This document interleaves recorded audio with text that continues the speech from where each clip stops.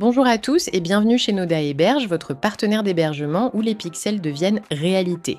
Aujourd'hui, nous allons voir ensemble comment migrer votre serveur Aternos vers votre serveur Noda Héberge étape par étape. Suivez bien les instructions à la lettre afin d'éviter tout problème lors de la migration de votre serveur. Commencez par vous connecter à votre serveur Aternos afin de récupérer vos sauvegardes. Assurez-vous que le serveur est bien hors ligne.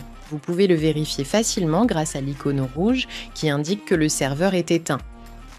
Une fois le serveur arrêté, rendez-vous dans l'onglet « Monde ».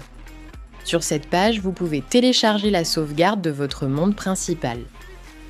Si vous le souhaitez, vous pouvez également télécharger les sauvegardes des dimensions comme le Nether ou l'End. Retournez ensuite dans l'onglet « Serveur » afin de vérifier la version de Minecraft utilisée. Par exemple, dans notre cas, le serveur fonctionne sur la dernière version de Paper. Notez bien cette information, elle sera indispensable pour la suite. Rendez-vous maintenant sur votre panel de gestion Noda Héberge dans l'onglet Gestionnaire de fichiers, puis laissez cette page ouverte de côté. Nous allons ensuite nous rendre sur le site officiel de Paper afin de télécharger la même version de Minecraft que celle utilisée sur votre serveur Aternos. Une fois le fichier .jar téléchargé, il vous suffit de le déposer sur votre serveur via le gestionnaire de fichiers ouvert précédemment.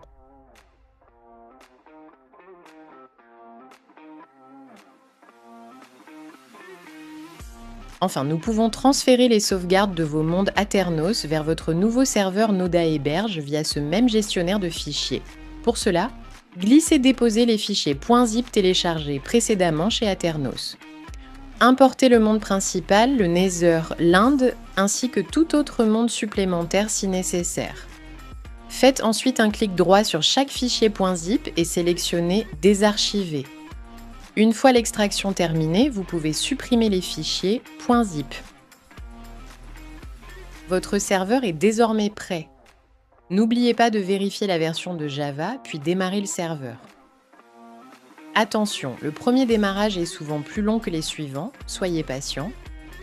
Il est possible qu'une fenêtre vous demande d'accepter les règles de Minecraft. Il suffit simplement de les accepter, puis le serveur redémarrera automatiquement. Après quelques instants, le serveur passera en ligne. Il ne vous reste plus qu'à copier l'adresse IP et c'est parti pour l'aventure.